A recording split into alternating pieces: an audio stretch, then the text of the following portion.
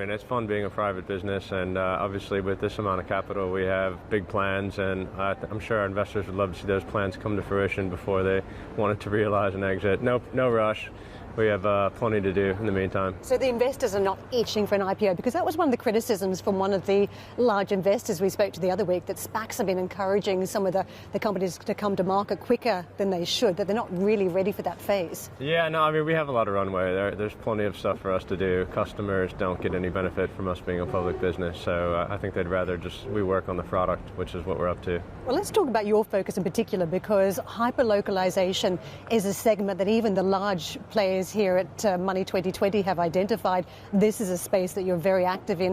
What are you seeing in terms of the trends, the shift towards connectivity, towards online payments, that typically a lot of smaller merchants were not that interested in? Yeah, I mean, I think most people in our age cohort or economic cohort think that about half the business is online, and the truth is more like 10%. So, there's still a lot of runway for companies in the physical world to start serving customers online, and each country has its own specific needs. Consumers prefer things a certain way, and big businesses dominate in certain local geographies. So I think we're always interested in figuring out how to serve the local market better, because preferences definitely vary.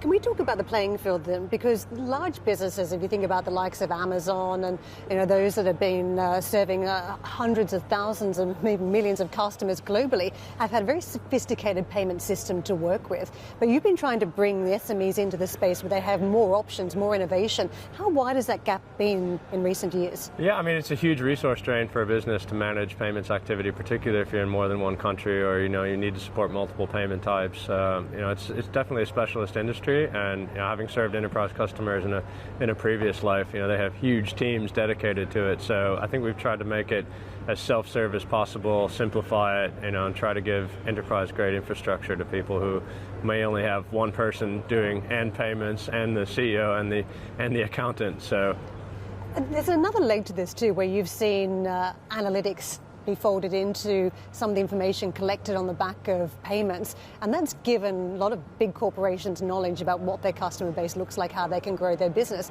Are SMEs using that same data? Probably not to the same extent. I mean, I think it starts with helping SMEs get a great conversion. So, most people want to convert new customers, and the likes of an Amazon will dedicate time and energy to making sure it's as simple as possible to check out, and really they probably track conversion more than anything else. So it's interesting to give people insights into who the customers are, but we focus first and foremost on making sure that they can land on the page, and then simplify the checkout, make the experience as seamless as possible.